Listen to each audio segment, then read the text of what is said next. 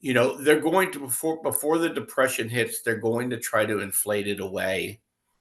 And when that fails, then basically the Titanic's going to sink. But in the meantime, we're going to make a lot of money on an inflationary move in asset prices, and then those asset prices are going to collapse.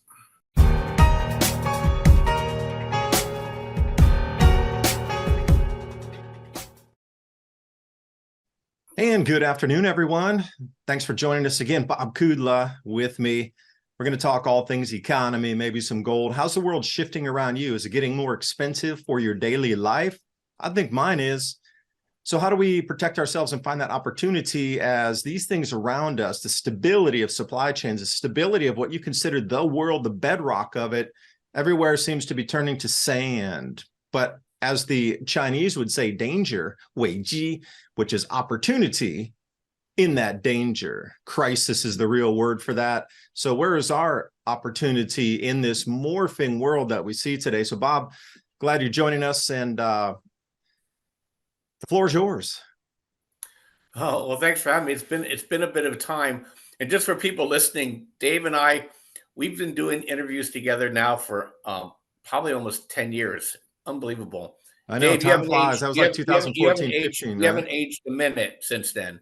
So yeah, it's interesting. When we in trading, volatility, which is usually when the markets are getting unstable, are the most profitable times to trade. Is because there's less certainty. You get enough movement in a short period of time where you could take profit and walk off of trades. And we are now at an inflection point. They've been driving the volatility index, which is a measure of concern that traders have, into the calmest it's ever been, and it's being driven a lot by derivatives. And Taleb, the guy who wrote the book on instability, he basically says mathematically stability leads to instability, and we're at that point now. So inflation, we've seen the lowest inflation is going to be until we go into a depression. Okay, so we're going to see an upsurge in the cost of living and inflation. They're powerless to stop it because the government is unable to control its spending, and it's driving money supply higher, and it's hot money. So it's money that gets spent right away. So we're going to start seeing some instability there. And with that, the stock market doesn't like rising inflation because it's going to force the Fed to try to counteract or counterweight the fiscal stimulus by pulling it back on the monetary side. So right now we're at this tug of war between the Fed and the Treasury. And at some point, Janet Yellen runs out of bullets to protect, the political animal of the current administration. And then the Fed's going to take over, and they're just going to start wiping out asset prices. So we're going to have the worst of all worlds. We're going to have higher inflation in food and energy and cost of living, but asset prices are going to fall because the government is making, and we're seeing it now, like home prices are falling while food prices are rising, that kind of thing, Dave. Yeah, and what would you really term that? Inflationary depression or something like that? You go back in the chapters of history. So, I mean, the best one for us, obviously, is 1930s here. So we saw the same thing. The prices were so low for corn that farmers actually burnt that because corn oil burns. So they were actually burning their corn for heat versus because it was so cheap they couldn't even sell it. The average price, I was looking at that, a bushel, which is what, 60 some pounds, was selling before for $1, and then it dropped to the price for 20 cents. And that was the same for apples, for anything that would. So the farmers assumed just burned it or didn't even try to sell it to create scarcity to drive the price back up. But then everything else was running away where all those people lost their homes at the same time. I don't know, where do we sit in today's world? I mean, how prepared are people, just in general on the populace here? I mean, are people getting ready, or, I mean, what's the suggestion to try to even work through this? Yeah, they're not actually. We have over $1 trillion now of short-term debt. Student loans are being defaulted on. People have an inability, and I don't necessarily blame the people at this point.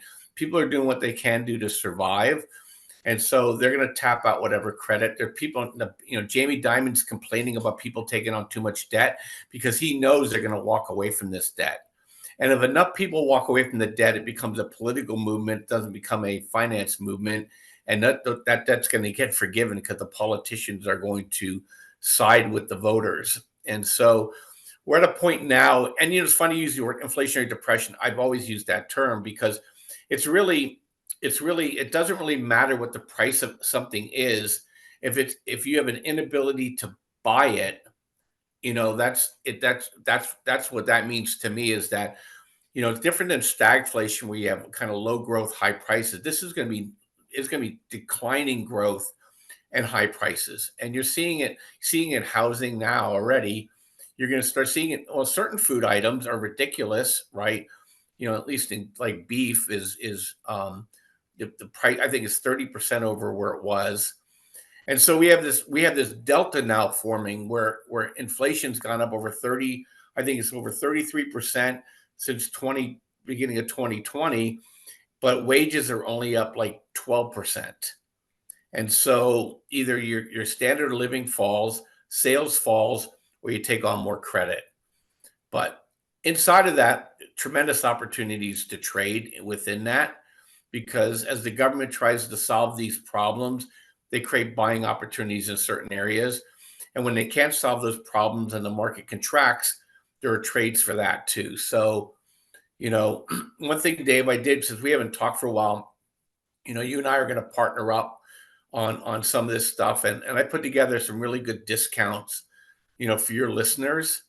And we're going to be setting up a landing page going forward. But for now, just go to tradelikeagenius.com and let everybody know that you've come from this show. And Matt, my sales guy, is going to give you the best discount that you can get in terms of the different bundles that we have. But right now we have an indicator that we call the Trade Force indicator that really allows you, it's really a one decision indicator where you can see whether or not you should be entering or exiting a trade. Makes it very simple. We have alerts set up for it. And no matter what bundle that you buy, you get access to that indicator. It's really, really cool. People are loving it. A lot of people are buying it. And it's just a really quick one second decision. You can just look. And what it helps people with, Dave, a lot of mistakes people make in trading is that they FOMO. They hear something. Oh, we got to buy this crypto stock. So they rush it's out dropping. it's up. I'm going to lose if I don't hold it. There's so many things. Exactly. And they're too late. So this thing will tell you whether or not you should enter a trade. Never chase a trade. That's the biggest mistake people make. They chase trades. Oh, guilty. I did that until I learned to control the emotion and follow more signals. Yeah. And so what we've done, we just created an algorithm for it. So, and now you just patiently wait. You wait for the pullback. And then when you get the buy signal again and it's uptrending, boom, you take it. So we had that for people. And like I said, you take one or two of those trades, you pay for a whole year of our service. And you get access to that. You get access to trades that we do. And like this morning, you and I are talking. The reason why I was late getting on with you is that we shorted a SPY here after it gapped up because our indicator told us that that trade was overdone and there was an opportunity to sell it short. And we did it. And I'm up $785 on that trade in 45 minutes, investing $1,300. So right there, that would have paid for 3 years of the service with us. So just to show you how much we charge and how much you get out of our service, Dave, it's ridiculously in our customers' favor. And this is the reason why I've been able to do this for 10 years. So check us out. It's really good. And going into December and January, at the end of January to June, we think the market's going to have a really, really rough time. And there's going to be some really good trades to set up on that. Gold and silver and Bitcoin have really, really liked this move we had of late. And they're going to slightly pull back after this move. And then when Powell has to try to start up QE again or lower interest rates, they're going to fly, Dave. They're going to absolutely fly. And so there's going to be tremendous opportunities. And I personally don't trade Bitcoin. I trade the Bitcoin miners. So, Hmm. you're looking at Clean Spark, Wolf, Mara, Riot, Cypher. Those are the top five. So we have those on our watch list, our algorithms for alerts. And in fact, in the last 2 weeks, they've been up 50% on those from a bottom move. And you can catch those kind of moves all year long, because they move so well. And so you don't have to boil the ocean. If you like that part of the world, you could just stay and trade Mara and Wolf or Cipher, whatever, and Clean Spark and make your moves and get out, let it settle back down. Because if Bitcoin doubles or triples from here, which is a very strong possibility over the next 18 months, those are going up probably 10x. So, you get Mara at 12, Mara could be over $100. So that's why I like that, because they're leveraged to the Bitcoin. I like gold and silver miners because they're leveraged to gold. We just did a podcast. If anybody wants to check our podcast out, you can go to Trade Genius on YouTube. Is I showed people a chart of the most leveraged silver miners. In fact, when we talk next month, I'll bring that chart. We can put it up. I'd The like to most take a look leveraged at it. And please silver remember, miners. everybody, use the code ADAPT2030 when you go to tradelikeagenius.com. Yeah, I want to make sure Dave gets credit for this stuff. So, yeah, so tremendous opportunities in silver and gold miners. Uranium still has a double left in it, and then copper hasn't even started to move yet. So, they're going to before the depression hits, they're going to try to inflate it away, and when that fails, then basically the Titanic's going to sink. But in the meantime, we're going to make a lot of money on an inflationary move in asset prices, and then those asset prices are going to collapse. So you're telling me they're going to try to run the asset prices up, could be copper, could be, I don't know, any of the rare earths, especially gold, silver. So that you're saying, everybody, if they're going to max out their cards, would that be a good play? Max out your card, buy a bunch of gold and silver online, and then just if they're going to throw away, and the politicians are going to be like, thanks for the debt, are they going to switch to a CBDC and lock everybody back in for the debt that they were due? Is that another possibility? Or, how's it going to play out? We come into this time where I believe there will be riots on the streets. And I tell everybody, look at myself and Bob's interview last year and the things we talked about. We are batting like an incredibly good percentage on. If you were to listen to our interview of 12 months ago, 14 months ago, when we were doing more interviews, and come back to today, you'd be like, they all had crystal balls. Everything they're talking about is exactly occurring. Maybe not at the 100% inflation rate as of yet, but do you really believe the official figures at 30%? Maybe not. So maybe we were closer to the real marks we were talking about compared to the quote unquote official figures. Oh, we've gotten the direction right on everything. Yeah, And direction for so, sure. we told people to buy silver. Silver's up nicely this year. We told people to buy gold. That's up nicely this year. Food had a bit of a lull, and fertilizer prices have pulled back, but they're starting to rise again too. So, and then energy, I've been long energy all year long, and it's been a really really good trade. In terms of um, the big money protects themselves in energy when they see inflation coming. Okay, so they've been draining the SPR to try to bring the prices down, but we can't break below $70 now, and we're probably going to go back up. We're going to upcycle again into the 90s. We'll pull back again in this early spring, and then we'll be over $100 a barrel again by next summer. So energy names are good, and then when we talk again, I'll share people with the what silver and gold miners that I own right now, and then my favorite crypto miners that I own. So you have to wait till next month for those, but I'll definitely give those out. And I've been doing a lot of trading in the shipper, especially shipping of energy. And so we had one we bought at 18, Dorian, which ships propane, liquefied propane. We closed it at 38. And in the meantime, it was paying a 20% dividend. So there's opportunities That's kind of huge. all over the place.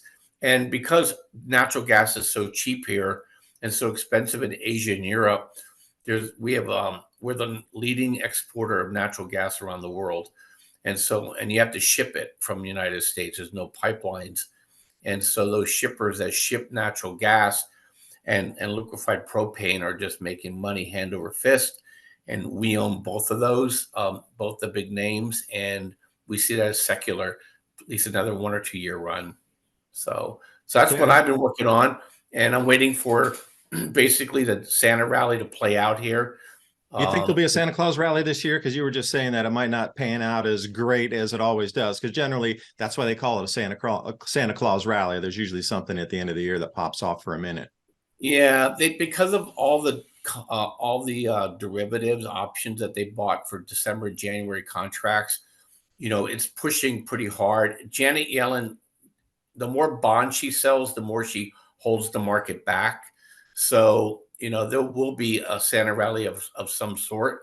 I don't know how much they front ran it already because the market already went up 11%, in November.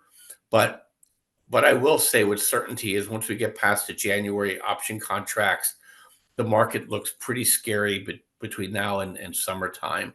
And people need to start being prepared for that. And one other thing that came across my wire this morning was the Panama Canal is officially closed at this moment. So chemical, again, you're talking shipping here. They didn't specifically say which type of chemical was, but it was some ship vessel transporting chemical that had to go around and run through the Strait of Hormuz to opt out instead of going through the Panama Canal. So obviously it came from Asia somewhere, and they took that long route around, choosing the safety and assurity of going through the Suez Canal, which, we see where that's in the middle of a powder keg.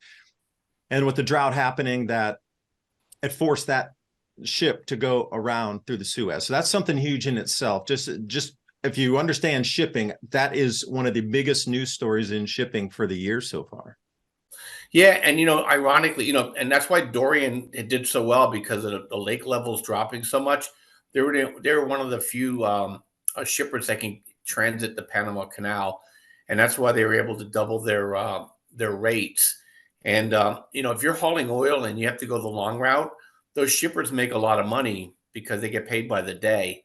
So one man's trouble is another man's Treasure. largesse. So I'm not interested in shipping consumer goods, but I'm definitely interested in anybody shipping necessities, and but primarily energy is doing really well. And so I don't think that changes anytime soon, because if something happens in the Mid East, oil is going to double, and we haven't seen it play out yet. It all depends on how aggressive Iran gets, and the backlash from that, because I think depending on what they target, they bring their oil fields into jeopardy too. And the people that are going to benefit from it is going to be the United States and Russia, ironically. So it's going to be very interesting. So that's why I keep my oil. And how something might happen if oil's up on a Friday. So oil's been selling off every Friday into Monday, and so which means tell you that there's a low risk of tension. But if you start seeing a lot of bidding Friday afternoon in energy names, that means somebody suspects something, because everybody always knows something, Dave. There's Oh, very of few course. surprises out there. And so somebody's buying puts and calls or futures contracts depending on what terror event they're trying to deploy. So you always have to watch on Fridays. If gold's up, oil's up, market down, somebody knows something. That's just a little like trick right there that you might need to know. But Bob, we've been going for a minute here. Thanks for your expertise today. And just take into consideration this bevy of little information nuggets that we spoke about just in this little bit of time here, and how you might be able to use that to benefit yourself, especially through these changes, because there's actually more people who make money that were created in millionaire status during the Great Depression. You got to think about that. The most millionaires ever created up to that point in history were created during the Great Depression. That's counterintuitive. You think it'd be the opposite. And this time should be no different with millionaires and billionaires as well. So this time, how many more times more money is on the planet, how many more people are on the planet versus in the 1930s. So the exponentiality of it all definitely gives us a chance to go leg or two up on anything they did in the 30s. Yeah, look, if you have cash and you don't have any legacy liabilities, and you have a little bit of courage, this big market dislocation that's going to happen is an opportunity for people. So you have to you have to be open to change, and you have to be really careful. And I think it's, Janet Yellen can't keep doing what she's doing without causing severe dislocations, and I don't think she can hold the dike back very much longer. And so I don't know if that was an entendre, but we'll just leave it at that. And Dave, we'll talk to you. We'll talk to you in a I couple was weeks. I wasn't going to touch that one with a 10-foot pole there, Bob. Anyway, I saw you laugh. So and that wasn't planned. It So wasn't. anyway, That we'll talk was, to you. holding back the Yeah, dike means holding back that giant wall of that keeps the walls back, keeps the water back exactly. behind the city. And the more they hold it back, the worse it's going to be. So Overtopping. anyway, so let's talk Anyway, in a thanks for your couple weeks. time. Yeah, Yeah. tradelikeagenius.com. Please remember, put adapt 2030 in there, and we will see you next time. Bye for now.